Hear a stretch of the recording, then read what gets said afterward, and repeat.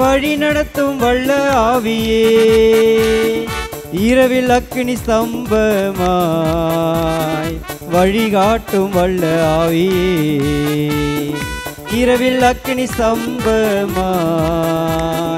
வழிகாட்டும் வல்ல ஆவியே, சேர்ந்து வழி நடத்தும் வல்ல ஆவியே, வழி நடத்தும் தூய ஆவியே, வழி நடத்தும் வல்ல ஆவியே, வழி நடத்தும் தூய ஆவியே, உமக்காராதனை செய்கிறோம் ஐயா, உமக்காராதனை செய்கிறோம் ஐயா, உம்மை ஆர்ப்பரித்து பாடுவோம் ஐயா, உம்மை ஆர்ப்பரித்து பாடுவோம் ஐயா. நம்முடைய கடவுள் கடல் மீது நடந்த கடவுளாக இருக்கிறார். கடல் என்பது ஆபத்தினுடைய அடையாளம் என்று விவிலியம் சொல்கிறது. ஆபத்தின் மீதும் ஆண்டவர் நடக்கக்கூடிய கடவுளாக இருக்கிறார். கடல் என்பது சாவை குறிக்கிற அடையாளமாக இருக்கிறது. ஆண்டவர் சாவின் மீது நடந்த கடவுளாக இருக்கிறார். என்று உங்களுடைய வாழ்க்கையிலே துன்பமா, வாழ்க்கையிலே துயரமா, சாவை சந்திக்கிறீர்களா, நோய் நோக்காடுகளில் இருக்கிறீர்களா, கடவுள் உங்களோடு இருக்கிறார், உங்களோடு நடக்கிறார், உங்களோடு இருந்து உங்களை ஆசீர்வதிக்கிறார். எனவே ஆண்டவருடைய வல்லமை கேட்டு பாடுவோம்.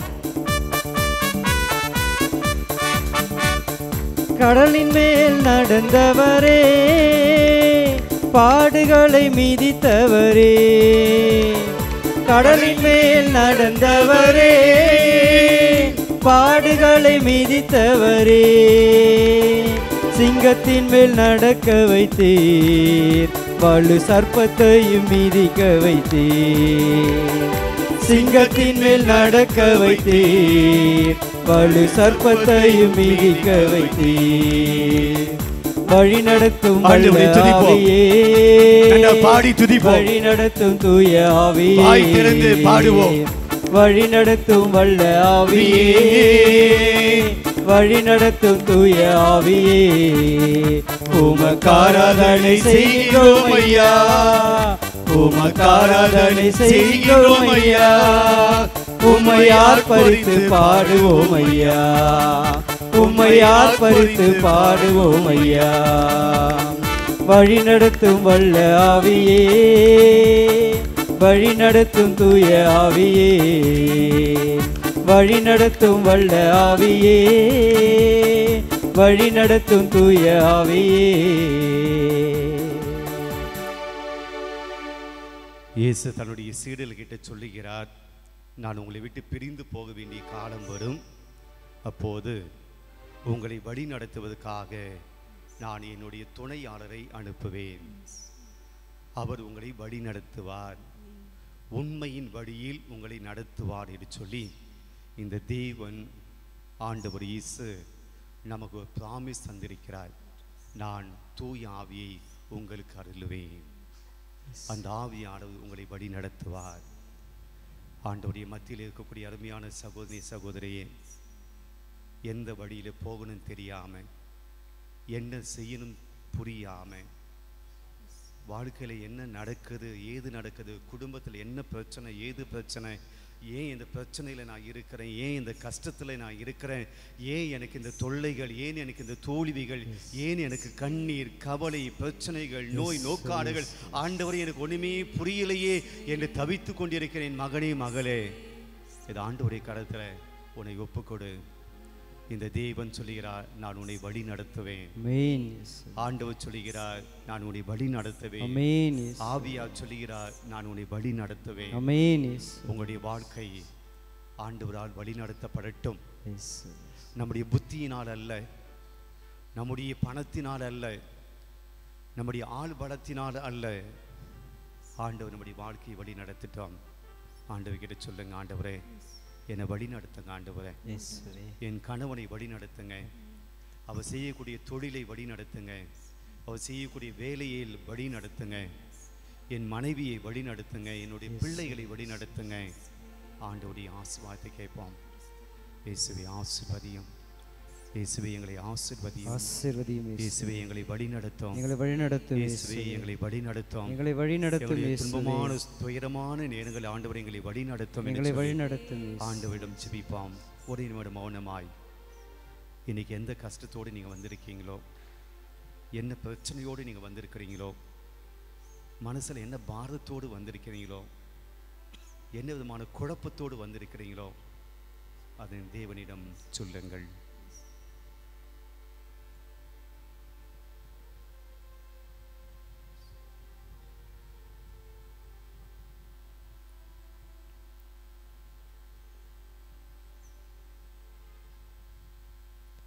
நன்றி இயேசுவே, நன்றி இயேசுவே. எங்கள் ஜெபத்தை நீ கேட்பதற்காக நன்றி ஆண்டவரே. நன்றி ஆண்டவரே. எங்களுடைய விண்ணப்பத்தை கேட்பதற்காக நன்றி ஆண்டவரே. நன்றி ஆண்டவரே. நீ செய்ய போகிய கிருபைக்காக நன்றி ஆண்டவரே. நன்றி ஆண்டவரே. எங்களுடைய துன்பத்தை நீக்குவதற்காக நன்றி நன்றி ஆண்டவரே. ஆண்டவரே. வரக்கூடிய நாட்கள் நல்லவையாய் நடக்கும் என்பதற்காக நன்றி ஆண்டவரே. நன்றி ஆண்டவரே. நன்றி ஆண்டவரே. நன்றி ஆண்டவரே. நன்றி தகப்பனே. நன்றி ஆண்டவரே. நன்றி இயேசுவே. நன்றி இயேசுவே. நன்றி ராஜா. நன்றி ராஜாவே. நன்றி ராஜா. நன்றி ராஜாவே. Praise the Lord. Praise the Lord. Praise the Lord. Praise the Lord. Praise the Lord. Praise the Lord. அமர்வோம்.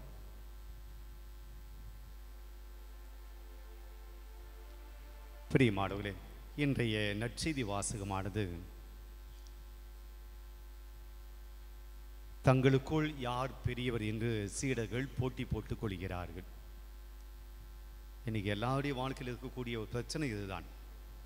யார் பெரியவன்?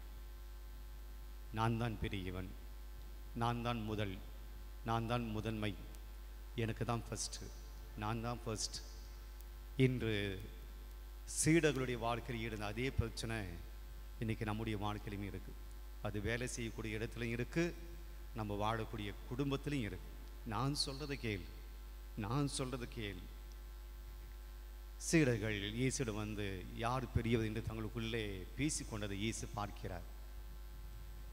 அவருடைய பிரச்சனையை இயேசு பார்த்துட்டு அவருடைய மத்தியில் ஒரு குழந்தையை கூட்டிகிட்டு வந்து, இந்த குழந்தையை போல நீங்கள் மாறுங்க என்று சொல்லுகிறார்.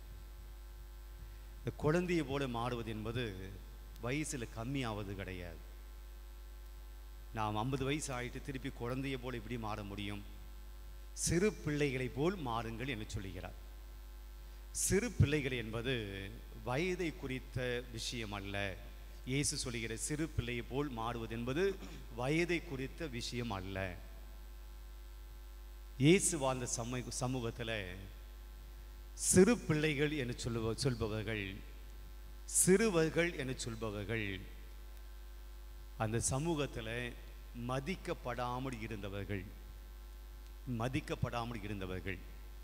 இப்போ நம்முடைய குடும்பத்தில் மிகப்பெரிய முடிவுகளை எடுக்கிற சமயத்தில் குட்டி பசங்களை கூப்பிட்டு நீயும் உட்காரு, உன்னுடைய ஆலோசனையும் கூடு அப்படின்னு சொல்லி யாராவது கேட்பீங்களா?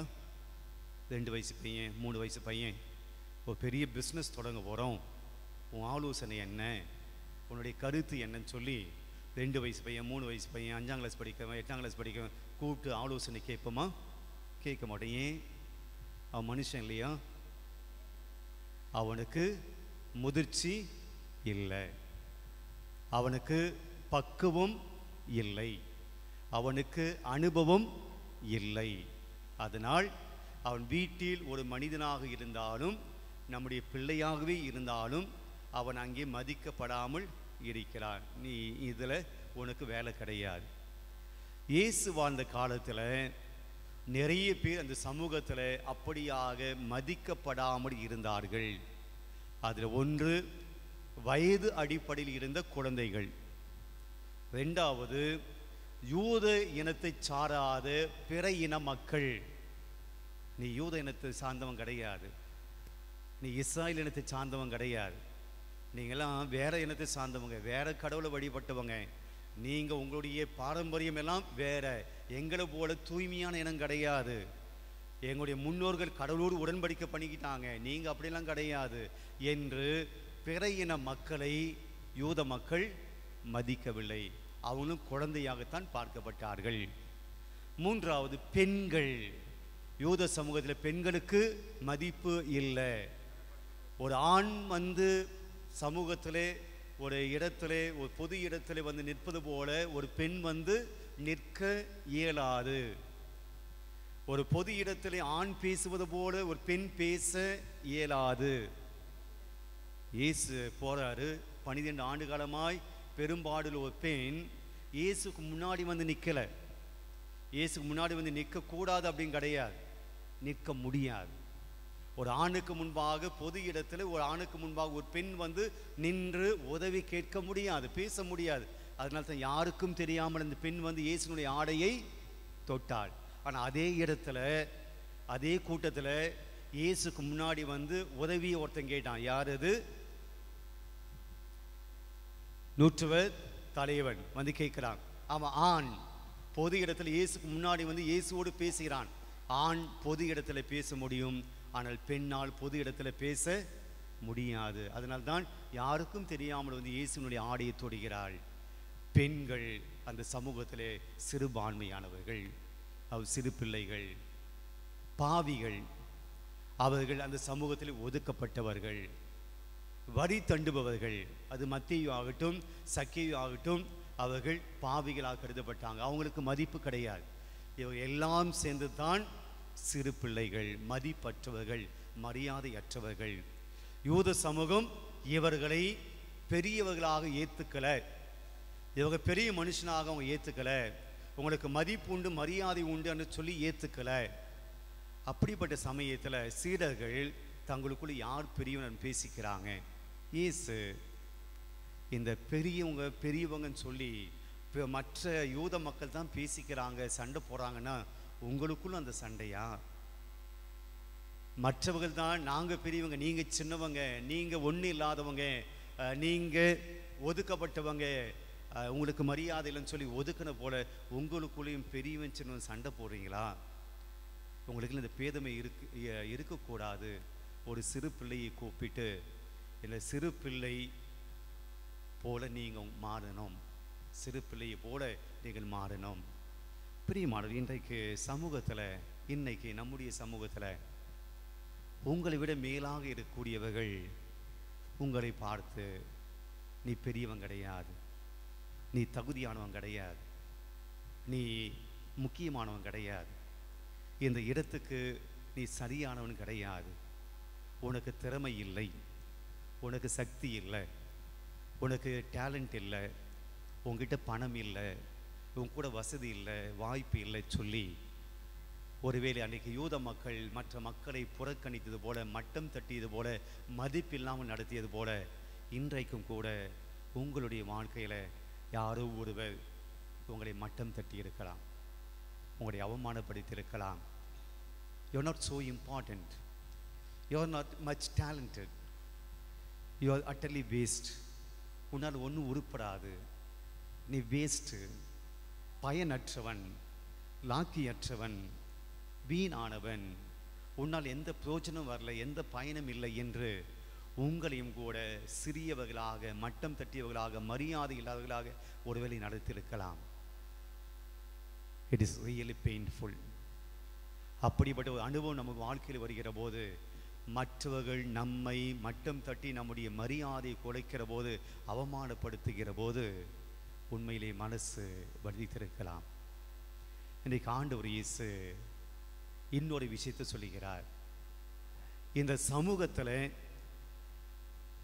மற்றவர்கள் உங்களை ஒதுக்கி ஓரங்கட்டி வைக்கப்பட்டிருக்கிற சூழலில் இயேசு ஒரு கதையை இங்கு சொல்லுகிறார். ஒருவனுக்கு 100 ஆடுகள் இருக்கின்றன, 99 ஆடுகள் ஒரே இடத்துல இருக்கின்றன. ஒரு ஆடு தவறி போயிட்டு, மிஸ் ஆகிட்டு, எப்போ எங்கேயோ மாட்டிக்குது, காணாமல் போய்விட்டது. அந்த தலைவன், அந்த ஆடுகளுடைய ஓனர் தலைவன், அந்த 99 ஆடுகளை விட்டுட்டு அந்த ஒரு ஆடு தேடி போகிறான். அது தேடி கண்டுபிடிச்சி தன்னுடைய தோளில் சுமந்து கொண்டு வருகிறான்.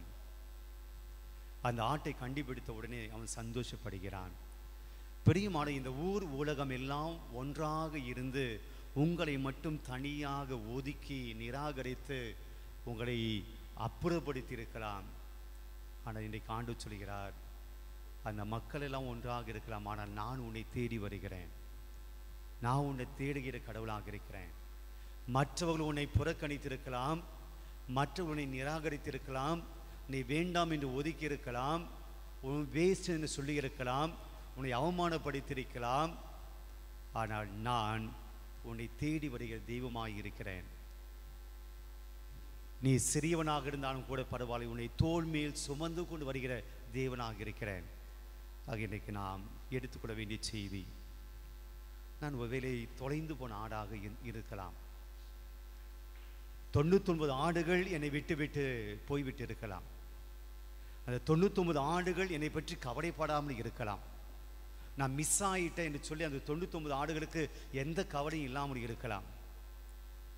இந்த உலகத்தில் என்னுடைய சொந்தக்காரர்கள், சொந்த பந்தங்கள், நான் இந்த நிலைமையில் இருக்கிறேன்னு சொல்லி யாரும் என்னை பற்றி கவலைப்படாமல் இருக்கலாம்.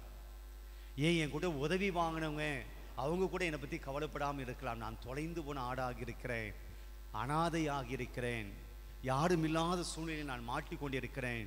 எப்படி போக வேண்டும், என்ன செய்ய வேண்டும் தெரியல, எனக்கு வழி தெரியாமல் திகைத்து கொண்டிருக்கிறேன், வாழ தெரியாமல் திகைத்து கொண்டிருக்கிறேன், எனக்கு உதவி இல்லாமல் திகைத்து கொண்டிருக்கிறேன், எனக்கு ஹெல்ப் பண்ண யாரும் கிடையாது, என்னை பிடிச்சு தூக்குவதற்கு யாரும் கிடையாது, தன்னுடைய தோள் மேல் சுமந்து செல்ல யாரும் கிடையாது என்ற நிலையில் நீங்கள் இருக்கிற போது ஆண்டவர் சொல்கிறார், நான் வருகிறேன், நான் வரேன், நான் உன்னை தொலைந்து போன ஆடாக இருக்கிற உன்னை நான் சுமக்கிறேன், நான் தாங்கிக் கொள்கிறேன்.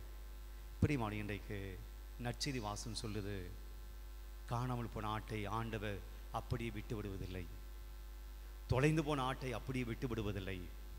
இல்லை, உலகம் நம்மை விட்டுடுது, உறவுகள் நம்மை விட்டுறாங்க, சொந்தம் வந்து நம்மை விட்டுடுது. நாம் நம்முடைய தொழிலில், நம்முடைய வேலையில், நம்முடைய வாழ்க்கையில் கொஞ்சம் கீழே போயிட்டோம் அப்படின்னா, நாம் இருக்கிற நிலையில இருந்து கொஞ்சம் கீழே போயிட்டோம் அப்படின்னா ஃப்ரெண்ட்ஷிப் கட் ஆயிடுது, சொந்தக்காரன் கட் ஆயிடுறான்.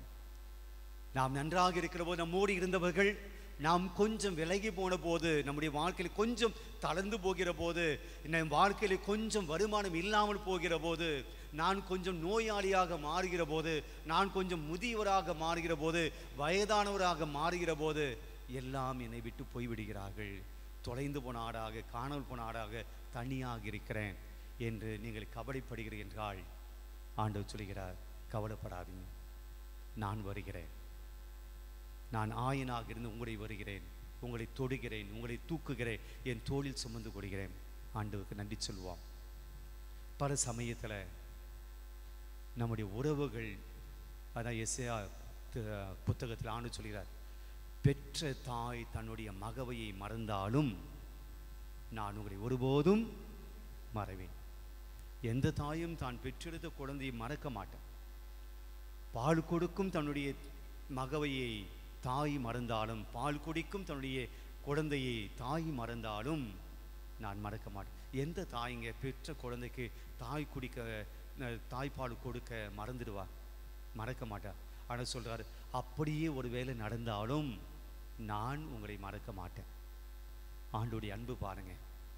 ஆனால் சில சமயத்தில் இந்த தேவனுடைய அன்பை நாம் சுவைக்கிறதில்லை. இந்த கஷ்டமான சமயத்தில் நமக்கு எங்கேயோ ஏதோ ஒரு இடத்துலேருந்து நமக்கு உதவி வருது, அது இந்த ஆண்டவர் தான் நமக்கு செய்கிறாரு அப்படி நம்ம ஃபீல் பண்ணுறதில்லை. We take for advantage.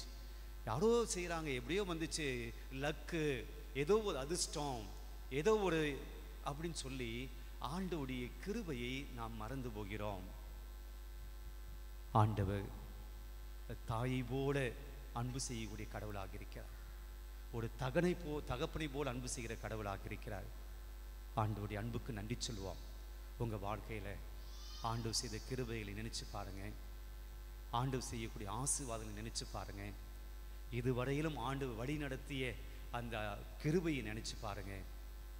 ஆண்டவருடைய அன்பு மகத்தானது. ஆண்டவருடைய அன்பு வார்த்தையை சொல்லி மாறாது. எனவே ஆண்டவருடைய அன்புக்கு நன்றி சொல்லி இந்த பாடல் வழியாக ஆண்டவரை நாம் போற்றுவோம்.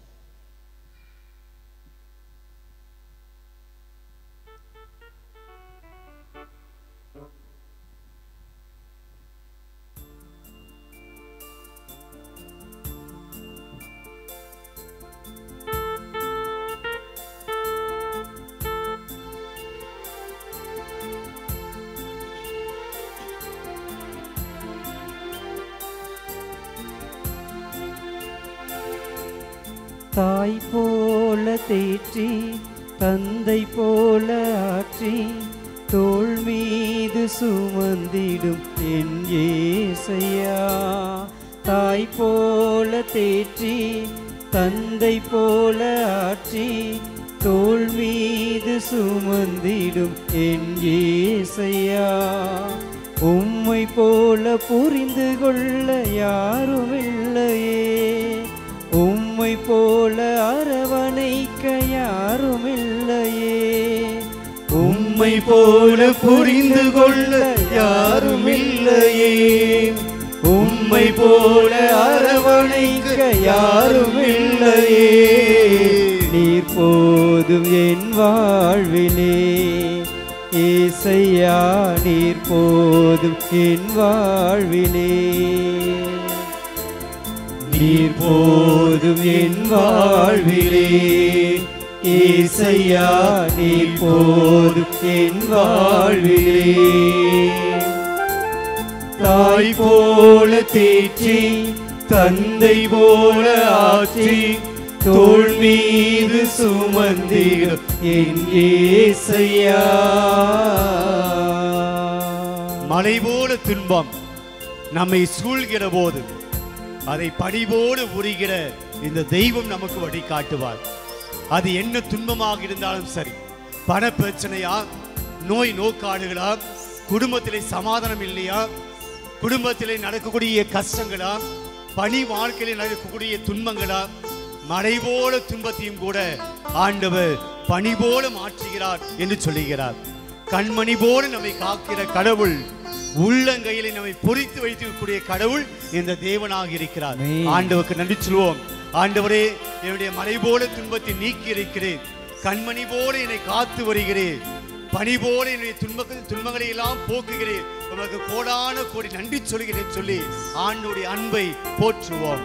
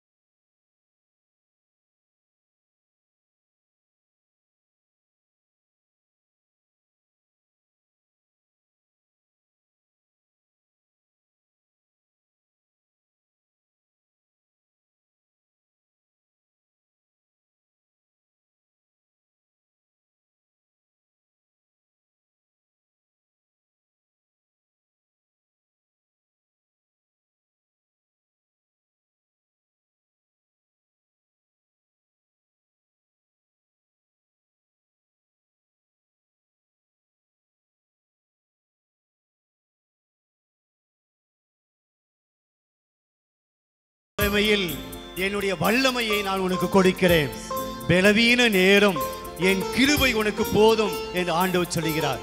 நம்முடைய பலவீனங்களை ஆண்டவருடைய கரத்தில் ஒப்புக் கொடுப்போம்.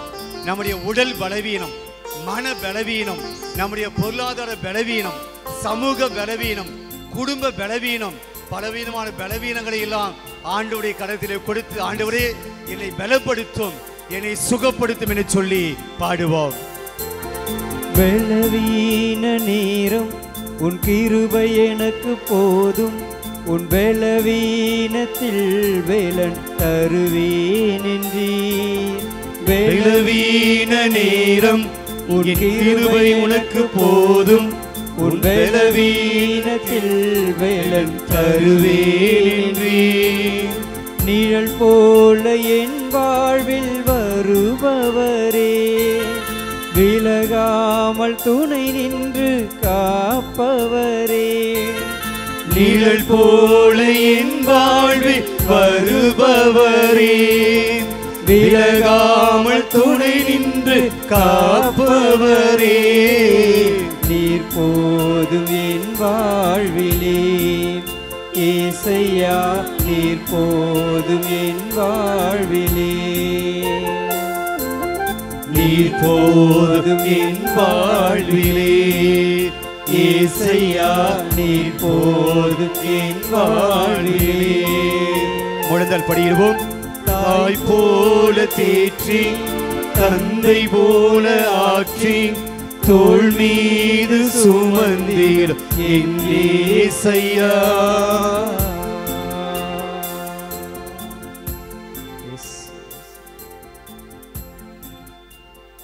ஒரு மகனை போல ஒரு மகளை போல ஆண்டவர் கிட்ட ஜெபம் பண்ணுங்க.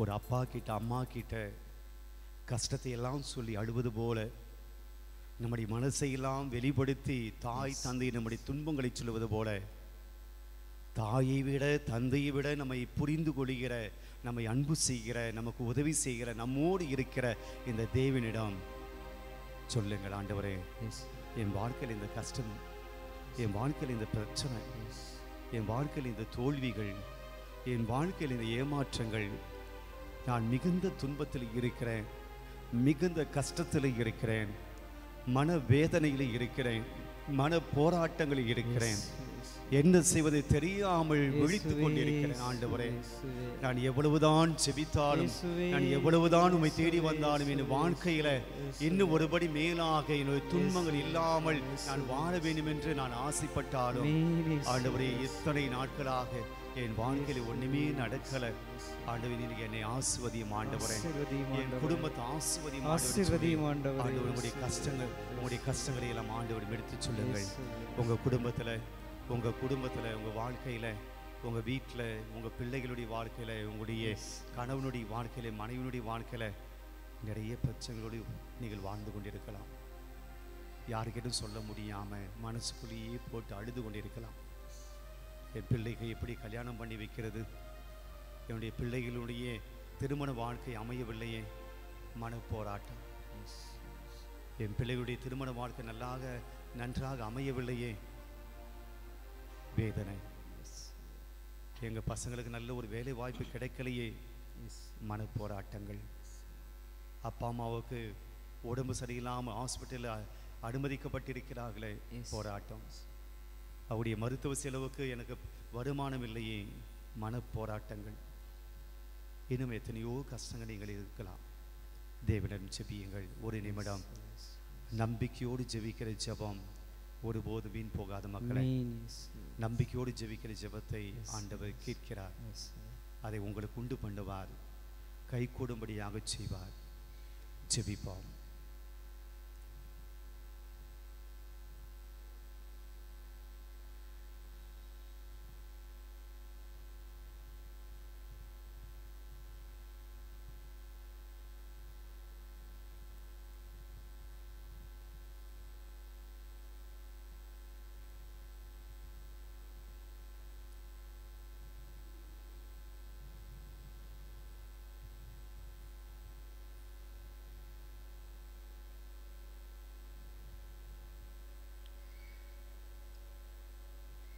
ஜெபிப்போம்.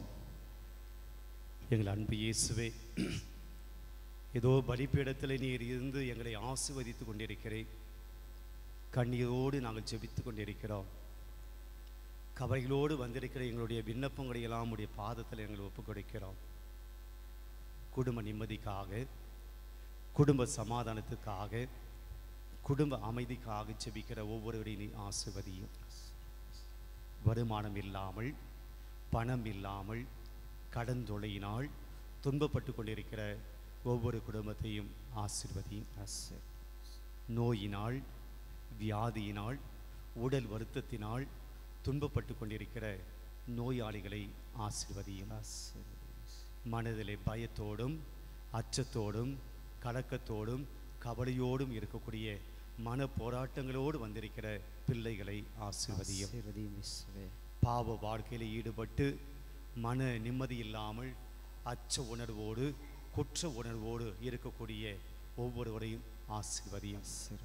தொலைந்து போன ஆடாக, உம்மை இழந்து போன ஆடாக, தன்னந்தனியாக, தனிமையாக, யாரும் இல்லாமல் அனாதையாய் நாங்கள் இருக்கக்கூடிய சூழ்நிலையில் அப்படியாக வந்திருக்கக்கூடிய ஒவ்வொருவரையும் நீர் ஆசீர்வதியும். அன்பு இல்லாமல், அக்கறை இல்லாமல், பாசம் இல்லாமல், பரிவு இல்லாமல், யாரும் எங்களுக்கு உதவி செய்ய இல்லையே என சொல்லி ஏக்கத்தோடு இருக்கக்கூடிய ஒவ்வொரு குடும்பத்தையும் ஆசீர்வதி. ஆண்டவரே, காணாமல் போன ஆட்டை நீ தேடி சென்று உம்முடைய மடியிலே வைத்து கொண்டது போல எங்களையும் ஏற்றுக்கொள்ளும், எங்களையும் சுமந்து கொள்ளும், எங்களையும் தேடி வாரும், எங்கள் குடும்பத்தை தேடி வாரும்.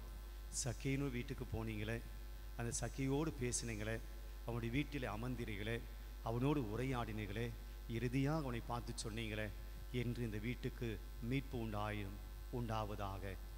ஆண்டவரே, அந்த வார்த்தையை எங்கள் குடும்பத்துக்கு தாரும், எங்கள் குடும்பத்துக்கு மீட்பை தாரும், எங்கள் குடும்பத்துக்கு நிம்மதியை தாரும், எங்கள் குடும்பத்துக்கு சமாதானத்தை தாரும், எங்கள் குடும்பத்துக்கு வருமானத்தை தாரும், எங்களுடைய குடும்பத்துக்கு அமைதியை தாரும். ஆசீர்வதியும் ஆண்டவரே, எங்கள் குடும்பத்தை ஆசீர்வதியும், ஆசீர்வதியும் ஆண்டவரே, எங்கள் பிள்ளைகளை ஆசீர்வதியும்.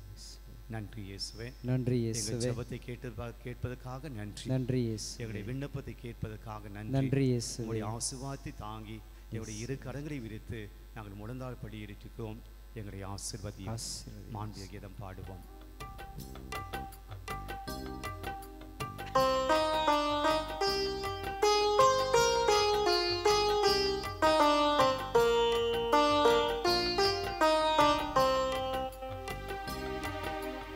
மாண்புயர்யூ அருளடையாளத்தை தாழ்ந்து பணிந்தே ஆராதிப்போம். பழைய நியம முறைகள் அனைத்தும் இனி மறைந்த முடிவு பெறுக. புதிய நியம முறைகள் வருக. புலன்களாலே மனிதன் இதனை அறிய இயலா. குறைகள் நீக்க விண்பிக்கையின் உதவி பெறுக. தந்தை அவர்க்கும் மகன் இவர்க்கும் புகழ்ச்சியோடு வெற்றியார்க்கும் மீட்பின் பெருமை மாட்சிமையோடு வலிமை வாழ்த்து யாவுமாக. இருவரிடமாய் வருகின்றவராம் தூய ஆவி ஆனவர்க்கும் அளவில்லாத சம புகழ்ச்சி என்றுமே உண்டாவதாக.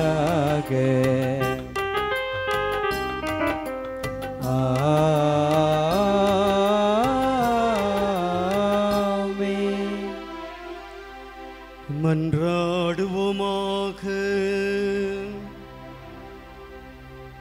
இறைவா, இந்த வியப்புக்குரிய அருளடையாளத்திலே உம்முடைய பாடுகளின் நினைவை எங்களுக்கு விட்டு சென்றி உம் திருவுட திரு ரத்தமாகியவற்றின் தூய மறைப்பொருளை வணங்கும் நாங்கள் உமது மீட்பின் பயனை இடைவிடாமல் துய்த்துணர்ந்து மகிழ அருள்வீராக.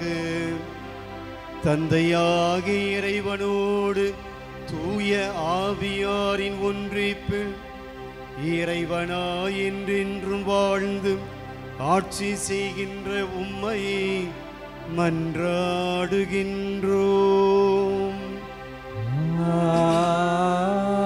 ஆமென்.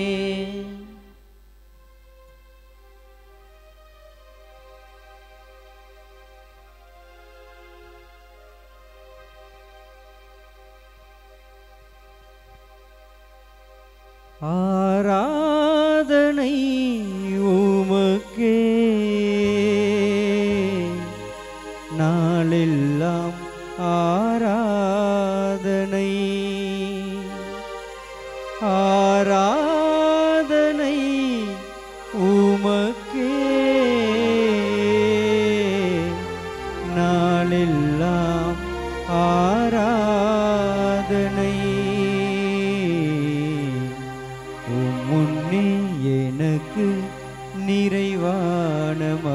மகிழ்ச்சி உண்டு.